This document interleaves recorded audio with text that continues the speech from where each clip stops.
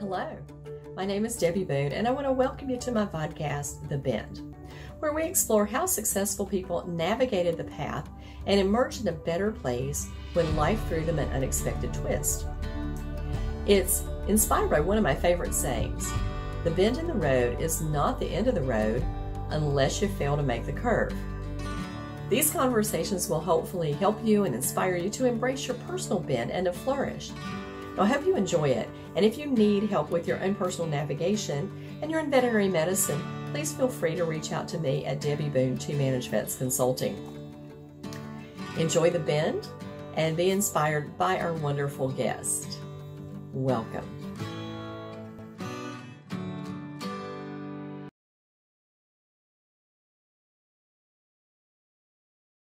Well, welcome everyone to this episode of The Bend.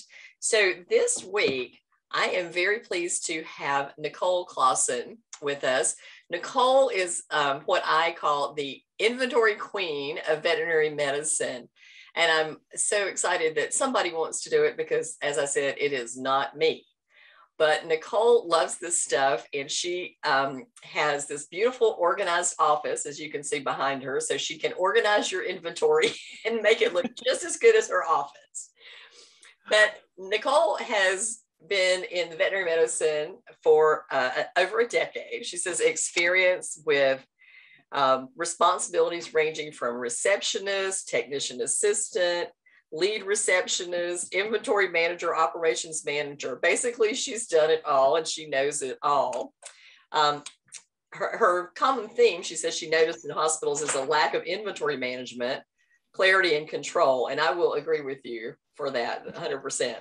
So she has a company that she started called Veterinary Care Logistics, and she helps industry leaders utilize her inventory system as a model all over the country. And she just told me she is very busy. So I'm glad that people are listening to you, Nicole, and getting their inventory straight, because next to labor, inventory is the next biggest expense.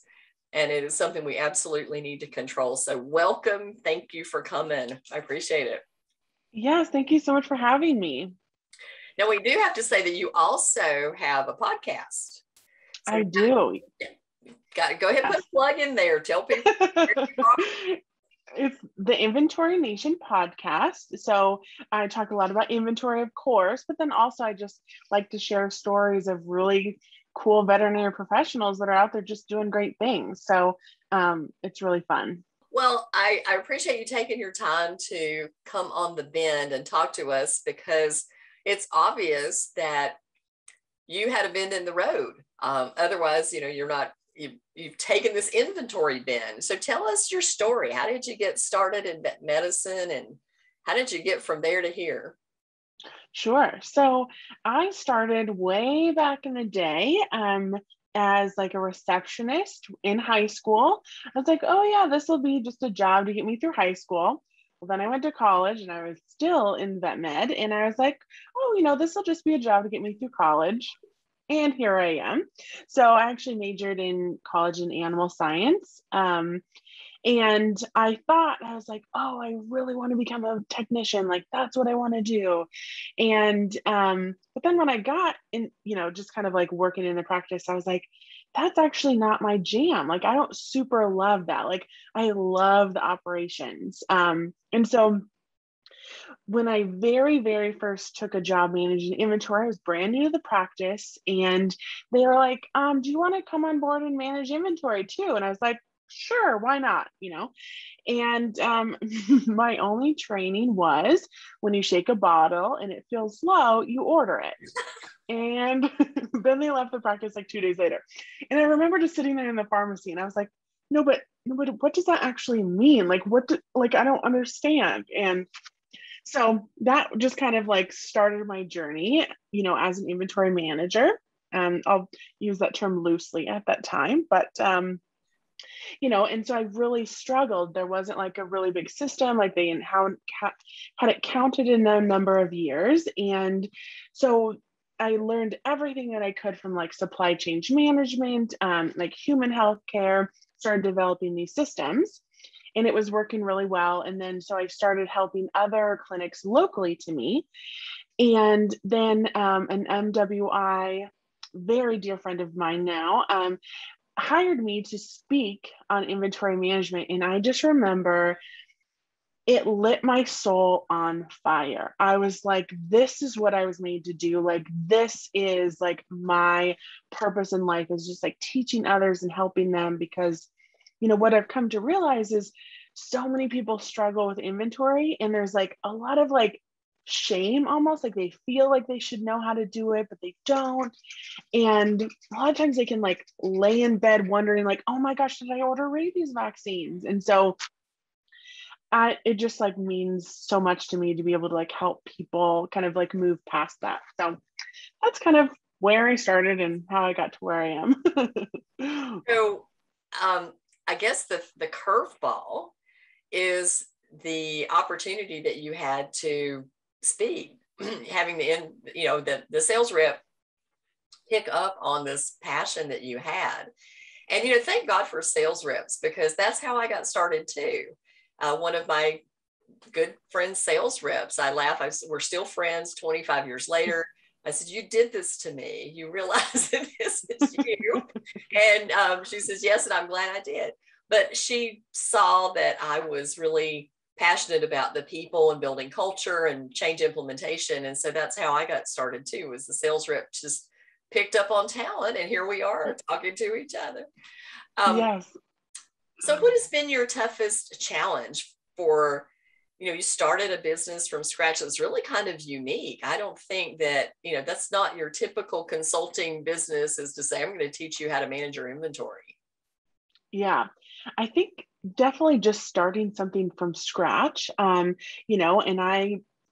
I'd always worked in vet med. And so I really didn't know how to run a business that wasn't a veterinary clinic. And so I think that was a big challenge for me, and then I think I saw this quote like last week, and it was like, starting your own business is an invitation to do a lot of like inner work on yourself, because you have so much that comes out with like imposter syndrome and like, just so much of that kind of stuff comes up. But I feel like it's such an adventure, and it's always something new. There's always something you can be doing. So, but I would say probably the hardest part is just like learning maybe the business aspect of it, and all while simultaneously trying to help your client's business. So, but I feel like it's kind of more of an adventure than necessarily hard. Thinking about that, it is a lot of work. And I guess I was fortunate that I grew up in a family business. So business for me wasn't as difficult, probably because I'd always done business, always been in a business atmosphere. And of course, then I was managing hospitals. So you're managing stuff. There's fear involved in taking this leap of faith. And Mm-hmm. how did you kind of overcome that fear to say, I can do this? I'm going to step out of working in a practice and just move out here in the world and do my own thing. That's a good question, because it was pretty terrifying to be like, okay, we're gonna do this. And I think it was really the clients that I had and the people that I met that really like kept me motivated. And then of course, when I was just starting out, and I'd call my dad. I'm like, Dad, I'm not sure if I can make this work. Like, I don't know if I can do this. And he's like, and he would kind of like bring me down off the ledge a little bit. But, each client I work with, like I saw the relief in their faces. Like I like really could help them with something that made a big impact for them. And so I think that kind of kept me going to be like, okay, I just need to be able to like make it just a little bit, I'm not sure if that makes sense, but it really kind of was the driving force, is just knowing that I was making a difference or helping in some way. I think that is an important thing. A lot of times when we're trying to make a big change in our lives, is realizing that there's a purpose behind it. If you are Mm-hmm. not working for purpose, you're just clocking in, right? So Yeah. we have to take the leap of faith to say, this is what I was meant to do. Mm-hmm. And other things will fall into place. And Yes. And they do fall into place because you learn. I mean, you educate yourself, you make mistakes. There's certainly some failures involved in this. I know, when I first started, on my business card, there was like all the things that I could do. And it was like cornerstone and inventory and HR. I mean, and I could do all those things because I was a practice manager. So you have to do all those things. And now my business card just has my logo. And I don't do all that stuff anymore. You narrow down to what you really love doing and what you do really well and what brings you joy. Even though, and I just got through talking to a coach, having a coaching session, and trying to have a vision for where you want to go with this thing too is very important, because you want to always stay in alignment of your vision for the future, even personally. So when you were working in practices, did you kind of have this vision that you were one day going to start your own business as training classes online and coming in and doing all this training? I had no idea. Like, if you would have asked me 10 years ago if this is what I would be doing, if this is what I would be doing, I probably would have laughed. I did not see myself. I thought that I was going to kind of like take, and kind of continue on the practice management route in practice, but I'm kind of like a continuous improvement kind of a person. And so I'm like always looking like, how can I make everything better? And I guess I kind of like fell into this, and it's like, there's so much opportunity for that it's like, I can always make something better. There's always something to kind of improve upon. But and then even before that, I like wanted to be a marine biologist, and so I like went through all these things not really knowing what I wanted to do. And then I think especially with that seminar that I had, I was like, oh, this is what I want to do. I was like, my soul was like, oh, you found it. This spot. It's funny because so many people have such a fear of public speaking that they would honestly rather face danger and death than a crowd. But if you are somebody that lights you up and you discover it, it's like, oh man, this is the best ever. And I'm like you. I mean, I love having an audience and speaking in front of a crowd. And the past 18 months, I'm like, I can't get in front of anybody except for webinars on Zoom. It's been hard, really hard. Yeah. It is. It's one of the main reasons why I started my podcast, because it was like right when the pandemic hit, and like I went from traveling like on site with my clients and working with them on site, and then all of a sudden I wasn't, and I was like, I miss my people. And so I do. We just had our first Vet Partners in-person meeting for like the first year and a half. We had it right in front of the Veterinary Innovation Summit. And we were so excited to see each other and be back together in a live and in-person event. And the same thing for VIS. We were like, yay, there's people here. We can go to a class. This is the best. We were pretty excited about that. So, Nicole, I want to ask you, what do you consider to be your biggest career mistake? So when I was in practice, I got to the point where I really was struggling like emotionally and mentally, because I wasn't really, back then, like burnout, compassion fatigue, like that wasn't really talked about. And looking back on it now, I was super burned out and just didn't realize it. And I think my biggest mistake, maybe not necessarily a mistake, but just I wasn't focusing on that part and aspect of myself. I was giving like so much and doing so much, but I wasn't really refilling my cup up. And so if I had to go back, I guess I wish I would have, because it was almost like I didn't even realize that I was like struggling in that capacity. And so I guess I just wish I could have like maybe understood or something like that. But at the same time, it's kind of hard. You don't know what you don't know. But I'm like, I wish I would have got my butt to therapy quicker. Yeah. So looking back on that, because, thinking about our audience, and they may be in that same position that says, I don't know what I don't know. what would you, what like signpost would you say? These are the things that actually kind of put it over the edge and tip me in the right direction to go and talk to somebody about this, because I think there are a lot of people out there who struggle and work and have burnout and compassion fatigue and not even that, but right now they're just exhausted. I mean, there's so much work to do that even the mentally strong who are like, I'm good, are tired. They're very tired. Yeah. I think like the biggest thing is just like recognizing the little things before they become big things. When I would get like really cranky basically, or I would just start having like really bad anxiety, started having panic attacks. It was like I would, it would be hard. Like Mondays were really hard, so I think all those things like maybe taken separate, well, panic attacks, I think, and anxiety attacks are a whole nother thing. But, when you just stop finding like a lot of fulfillment and joy in it, and you just become a little bit more critical, I think that's when it's kind of like, whoa, wait a second, what might be going on? Is there something more going on?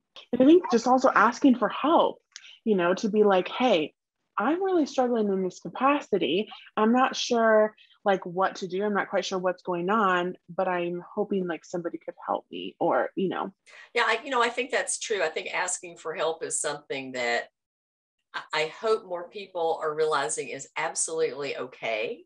And rather than this stoic, I can handle it all. It's kind of like those old school techs who want to handle all the fractious cats. I got this, And instead of managing with like fear-free techniques and calmness, they just want to manhandle them and get the job done. And that's kind of how they kind of look at life sometimes too. I'm just going to manhandle my own life and power through it. And you got to realize, I just had a conversation, and somebody says, like, what is your vision of the future? And I said, life is short. Do what you love, and don't do stuff you don't. And we don't get a do-over in this thing. So let's make sure that we enjoy our work. But the other thing too is that we also can mindfully increase our joy by paying attention to what we're feeding ourselves. We're feeding our brains a bunch of negativity all the time, which is a little bit of what I'm seeing in veterinary medicine. Is we only talk about the bad stuff. We don't talk about the good stuff enough, because you've got to feed your brain the positive and look for things that make you joyful and delighted every single day, even if it's a really small thing, because that feeds your brain good things and makes you happy. I agree. Because I feel like this kind of goes around a lot. Like, oh, we don't play with puppies and kittens all day. Like, but I was like, let's not downplay that, because I feel like that's one of the awesome parts like about our jobs is we do actually get to play with puppies and kittens some days. And I mean, like other days, it's like we're running the most complex cases and other things like that. But it's like let's not downplay the little moments and the little joys that we can find in those puppies and kittens, So, those days when that animal that's been coming to you for years, instead of running down the hall to get away from you, runs to you. Man, that's great. I mean, that's good stuff right there. And the owners, you just hold on to that. Yeah. The owner's like, they don't even care if I'm leaving them here. Like, nope, they don't. they get treats and stuff back there, and they're having a good time.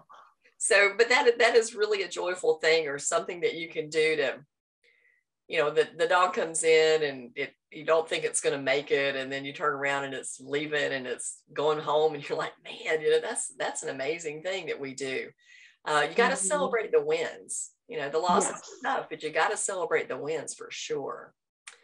Even if it's a day where it seems like nothing is worth celebrating, you pour like a perfect pour of of a medication, or like just even the teeniest of tiny things. And this is definitely something that I'm trying to work on, is like celebrating even the littlest of things, and then also the big things.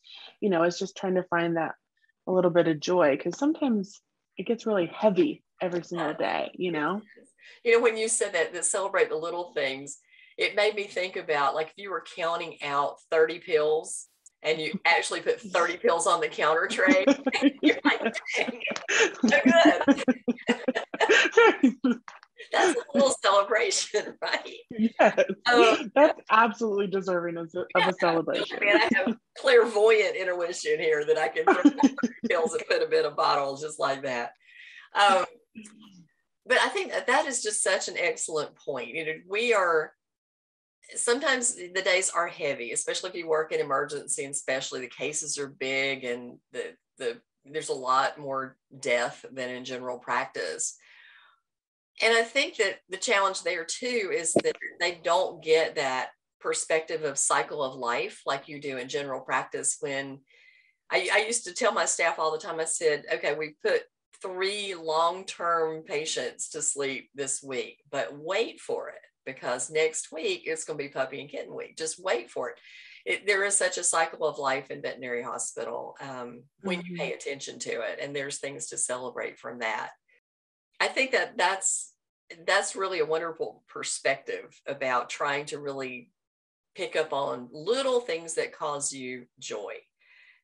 Somebody, I was listening to a podcast and they were talking about this person who wrote a book, and he wrote that every day he was going to look for something that was a moment of delight, and he was going to write it down.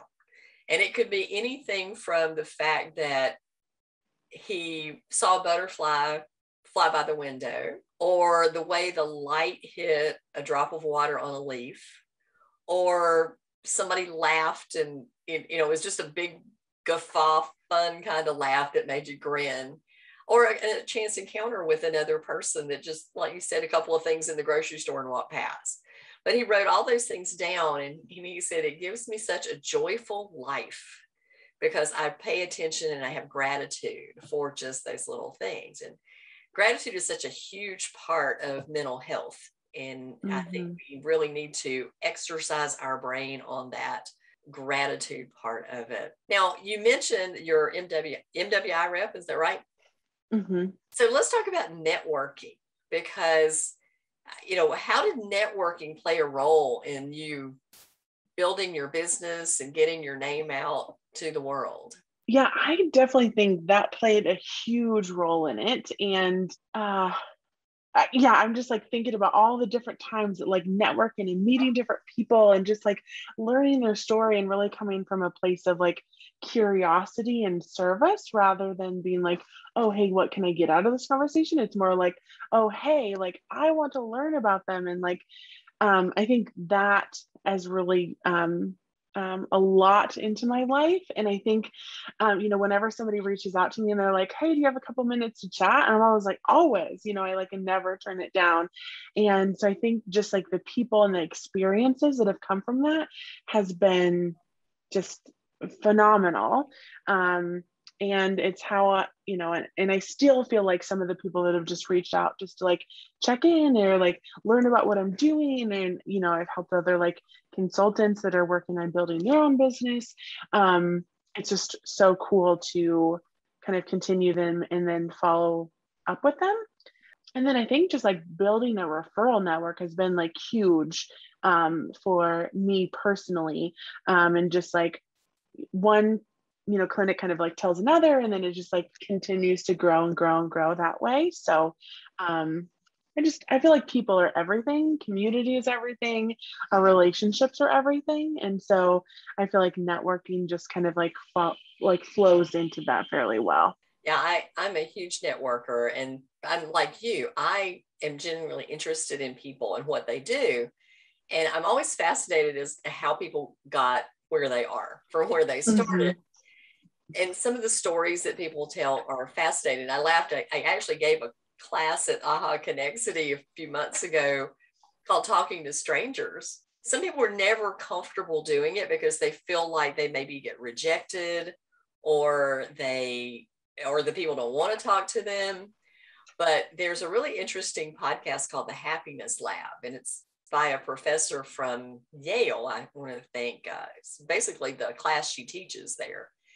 But it talked about encounters with strangers and how as humans, because we are wired to be social, that having just a brief encounter with somebody we don't know actually makes us happier.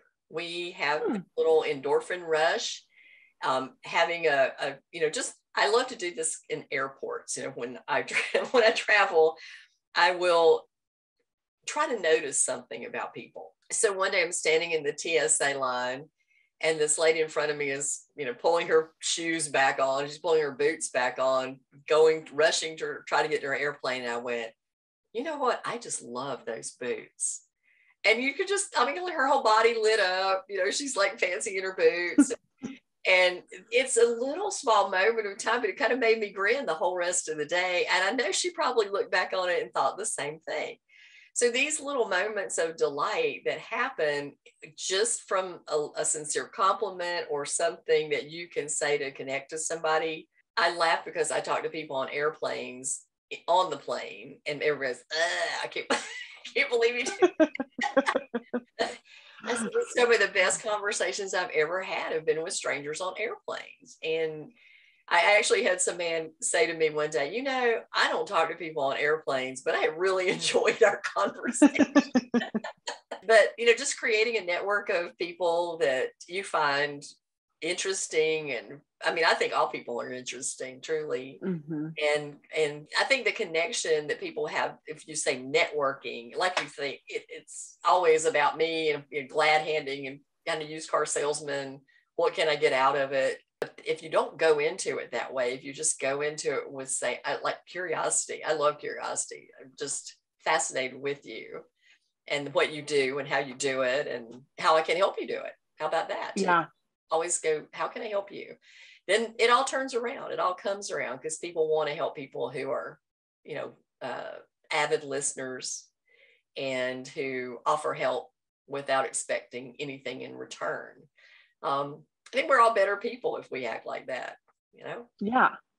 And I feel like it really helps with this, kind of like, I don't know if I want to say like empathy, but maybe empathy, but just like learning all these different stories and like where they come from. I feel like you just appreciate so many different parts about people that you may not realize because it wasn't, it was never like in your journey or in your path, but it was in somebody else's. And it really just kind of, you just have like a whole nother appreciation for, people's challenges and their triumphs and their struggles and their wins. I think it's just such a good opportunity just to learn from people like that. Oh, you're absolutely right. That shared experience. One of my earlier podcast guests was Bridget Mcgowan, and Bridget is a very talented Black business owner. She owns 3 businesses. She's a book publisher. She's a professional speaker. She teaches, speaking to people. And we happened to have our podcast about the time that George Floyd's murder. And we were having a conversation, and we were 2 complete strangers who had met on the internet. And I said to her, I can't put myself in your experience, because she had described being pulled over for a traffic ticket and having to make sure that her hands were always visible, and worried that her husband, then she was driving a Mercedes. It's not like she was, in a bad neighborhood or something, but that fear was always there. And I said, I can't have your lived experience, but I'm a woman who travels alone. And I understand always looking around as you're walking down the street, as you walk in airports, as you walk in hotels, as you walk to your car, and always having to be wary. And I said, I think it must be like that, only a lot worse. And she said, yes. And I appreciate you trying to put yourself in that position. So I think that when we start to network with others and listen to their story, then we do gain empathy, like you said, and we can, certainly not 100% relate, because you can never live that experience, but you can try to figure it out from something that you're dealing with, that you've dealt with yourself. What a great point that you made about that, about meeting people and network with people.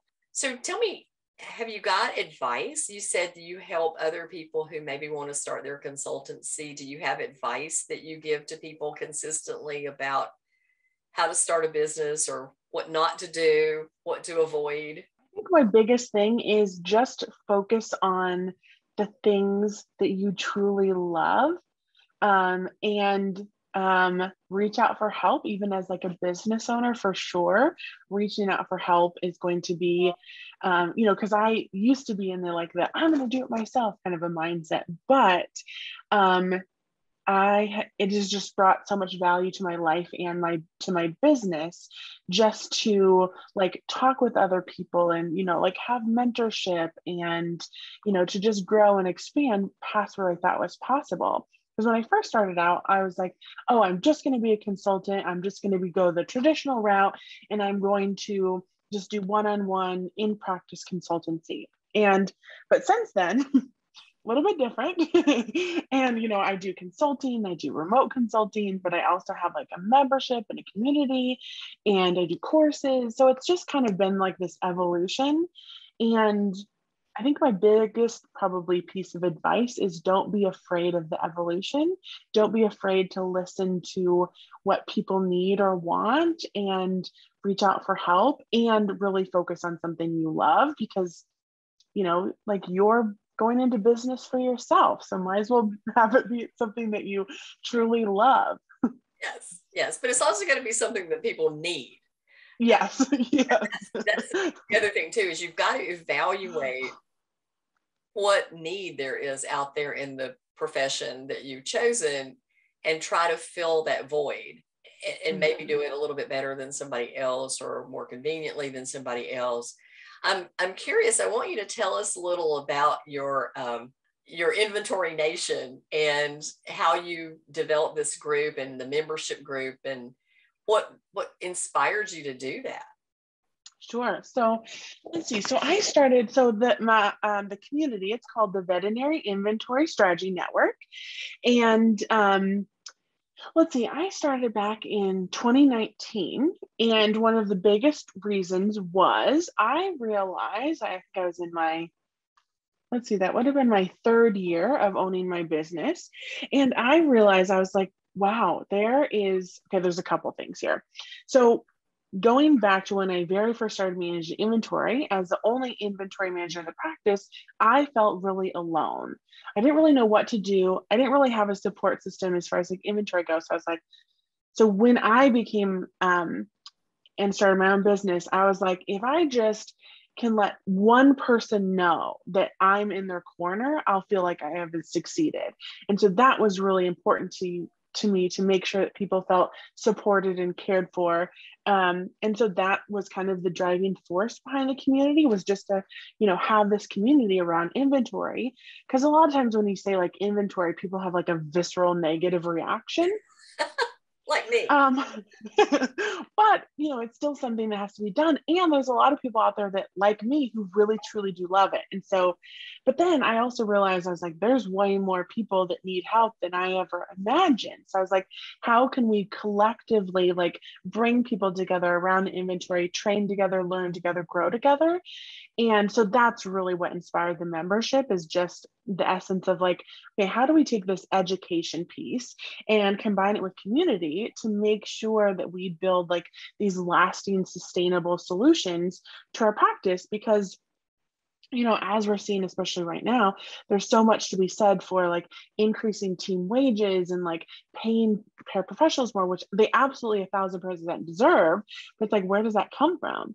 And a lot of it, if we have reduced our inventory costs, that frees up so much cash to have so much more potential to do other stuff with it. So, and the live, so we do live events in the community, and there's just a lot of other benefits from being in there. And I love the live events every week. It's just so much fun.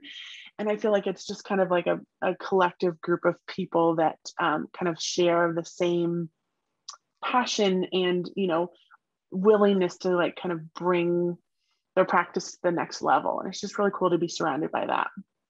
So in your inventory, what's the biggest save you ever found in a practice going in for inventory? Like the biggest thing that you looked at it and went, oh my God, this is going to bring thousands of dollars back into your practice? Yeah. So I think, well, I think the biggest amount that I have saved a client, just over $400,000 a year.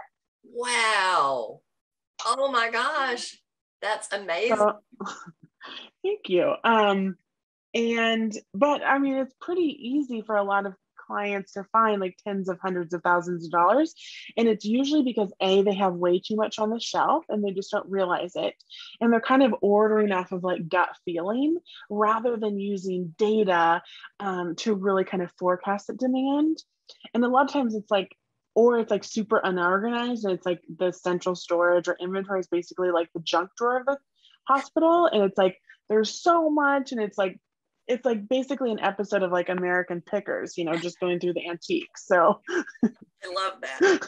It's a great analogy. Yeah, I laugh about inventory, but actually I do like it. And I like the aspect of control and setting up the set points and forecasting. In fact, it's one of the ways I got started as a consultant, because I was working with Novartis when they first launched program, and then Interceptor and Sentinel, and being able to forecast what my demand was going to be so that I could forecast the buy-ins and then always have it sold before I even had to pay for it. But I was also forecasting and seeing when pet meds came into the marketplace, how many of my EPA products were drifting off of my sales and into the hands of pet meds, because we were really good at salvaging the prescription ones. We didn't have any problem salvaging those, but if people didn't have to ask us, then we were seeing those numbers drop down. So data, using data to analyze your inventory, to get rid of those products that just sit there and gather dust and then expire and you throw out, that cost you thousands of dollars a year. When I first went into the last practice that I physically managed, I started to sort through the inventory of an 11 doctor practice 24 hours a day, and opened up the cabinet underneath one of the workstations and found 22,000 SMZ tablets that no one knew was there. Then I found 17 cases of heartworm tests. So, it's that kind of stuff that just got ordered because it was a deal, right? And we ordered it. Yes, but we were going to sit on it for 7 years before it ever got out. And then it would be forgotten. What was the other thing? It was unorganized, like you said, very unorganized and forgotten about. So inventory it really can, when managed well, not be that hard, but you got to do the work. Yes. Set it up. It's the setup. It's the data analysis. It's setting the set points, knowing your reorder points, making sure that, you're turning products appropriately, that you don't have 5 duplicate products sitting on the shelf wasting money. So I can really see the $400,000 blows me away, but I absolutely could see how you could save people $20,000, $30,000 at a pop easily. Yeah. Yeah, it's very quick. I mean, a lot of times, even just like the returns that we do will be like that much. Yeah, it's just very interesting. And one of my favorite things to do is, I like spreadsheets are like my love language. So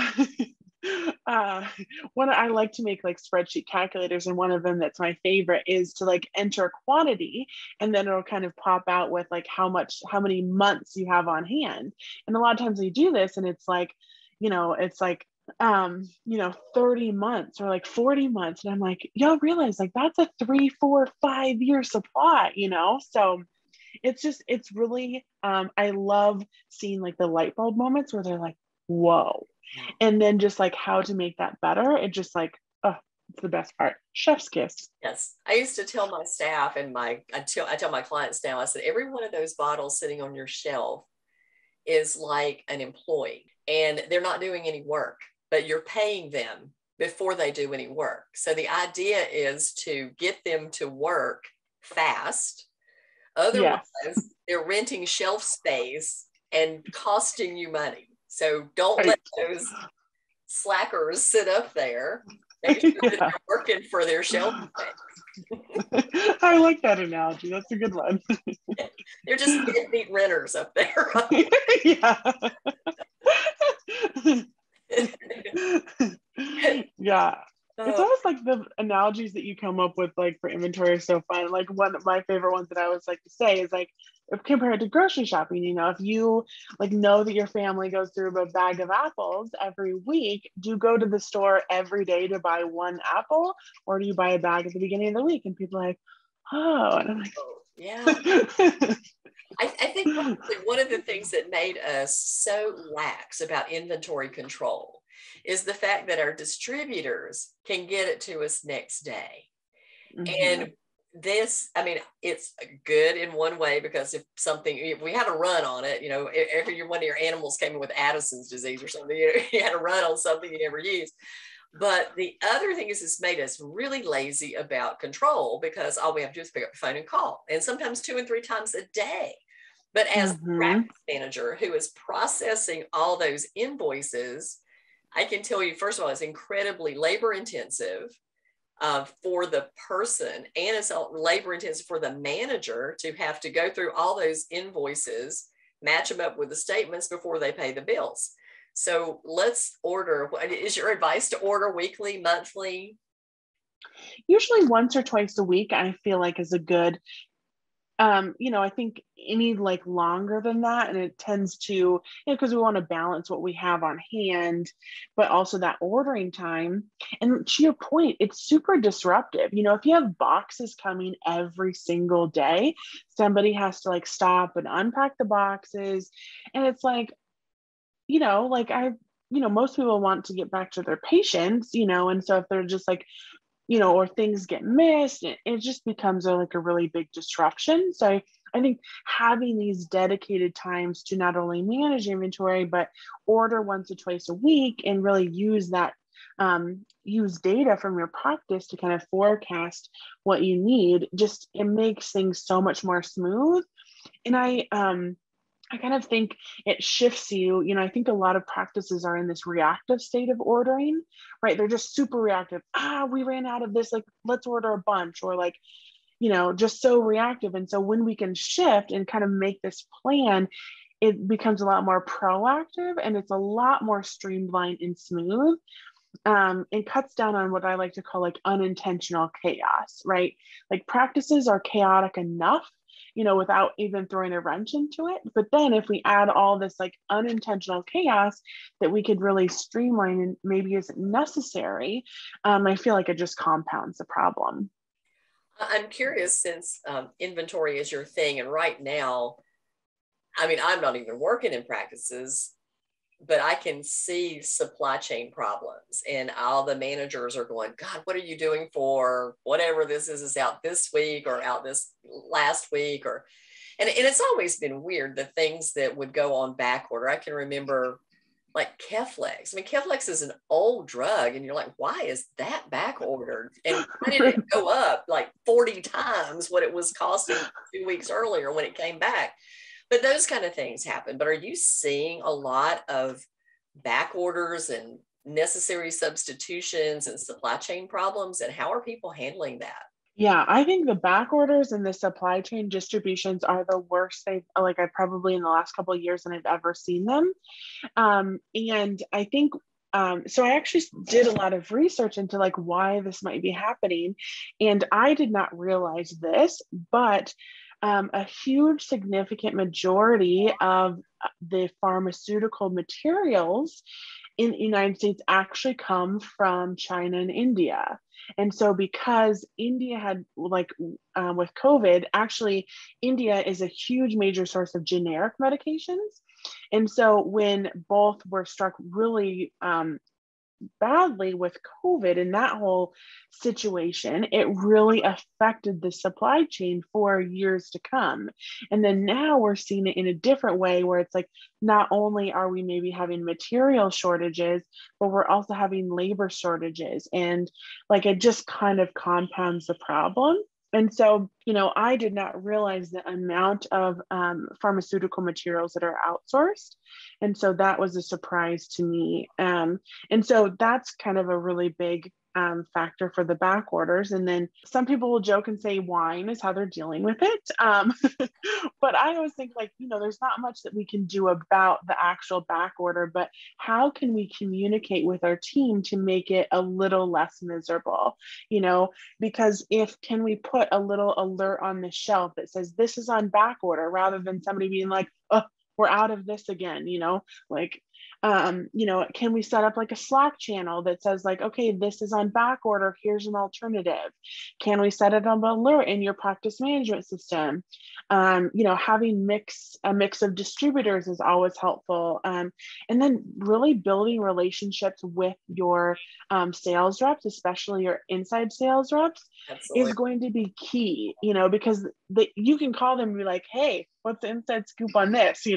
Like, do you have any in the corner warehouse somewhere? Right. So, yeah, there's definitely some different things. I wish, like, if there was one thing I could wish happen, it would be to like wave a magic wand and fix that. But I can't, unfortunately. And we can't make it in our bathtub either. So communication, I think, is helpful. True. I saw this hilarious meme come over yesterday on Facebook, and it said, like tracking your order, your UPS track, here's your order. And it pointed to a cargo ship out in the harbor out in like either Miami or LA.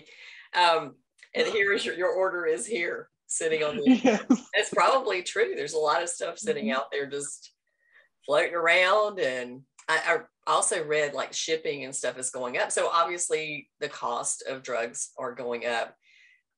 It used to cost $200 to ship one of those full containers across the ocean.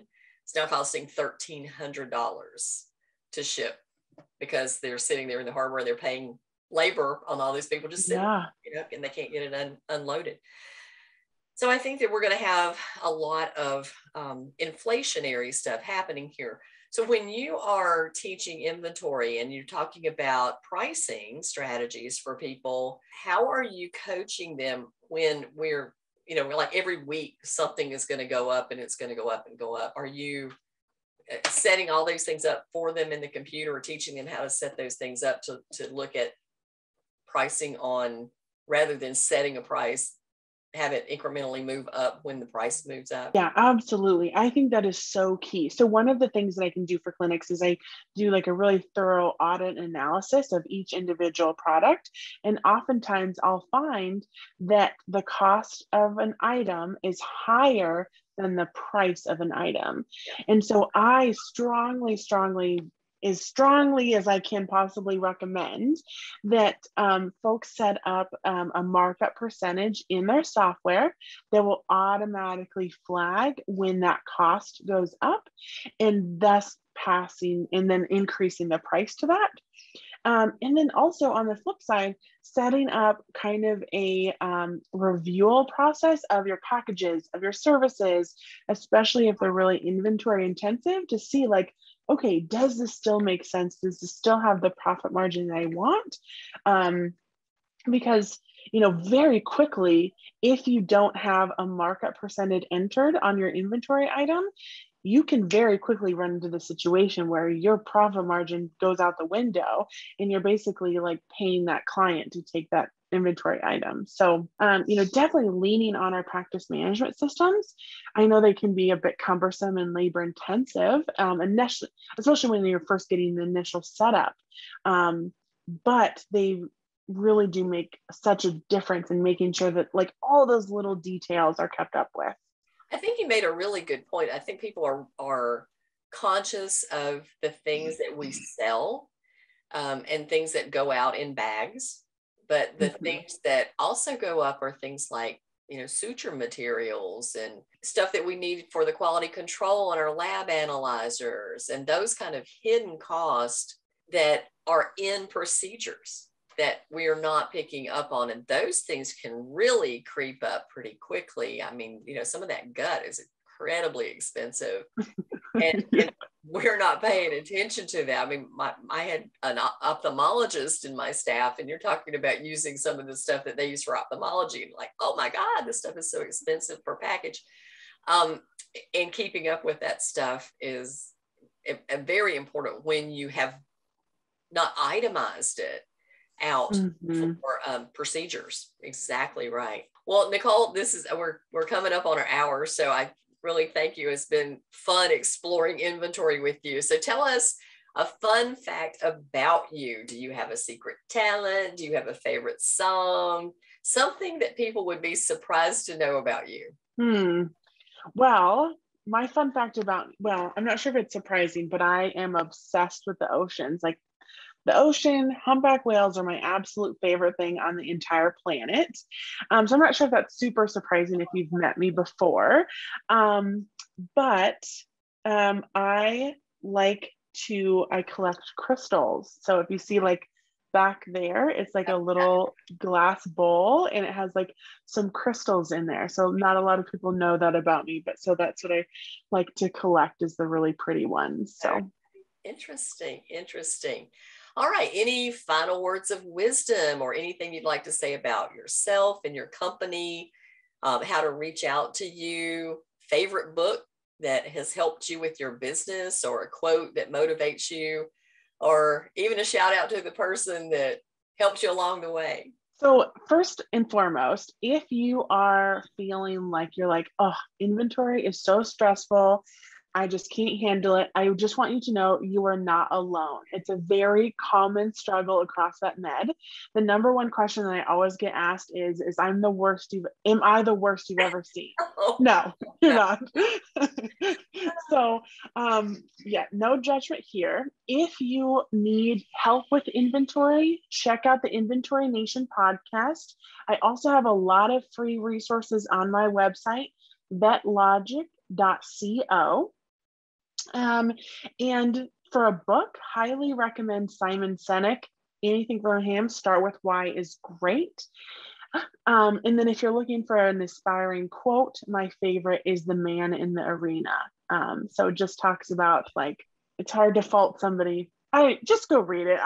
I'm going to like not say the right thing, but it's actually right up there. I have it on my office wall. That's The Man in the Arena quote. Yes. I love that quote. It's about the people who are sitting on the sidelines criticizing the man in the arena when they don't have the guts to get in the arena and do it. Yeah. So yes, thank you. Yes. Get in there and fight. Well, Nicole, thank you so much for being on The Bend and sharing your bend in the road with us. And I do hope that people take advantage of the things that you offer on your website about inventory control, because it is something that we need to absolutely pay attention to in our businesses. And it is something that there's so much hidden profit in it if you just manage it well. Not to mention, I love the fact that you said we don't need to add more chaos onto what we've already got going on. It's chaotic enough. So let's organize something that we can organize. You know, you got to think these things are things that sit still. So if you put them where they belong, they're going to be there when you go back. At least that's the way it's supposed to happen. This is why I love two things: list and label makers. Label makers back where they live. That's what's supposed to happen. Yep. All right. Thank you for your time. And we're going to put all your information in the show notes so people know how to get in touch with you and get your expertise on cleaning up, organizing, and automating their inventory. Yes. Thank you so much, Debbie. Thanks so much for having me on the show. Quite welcome.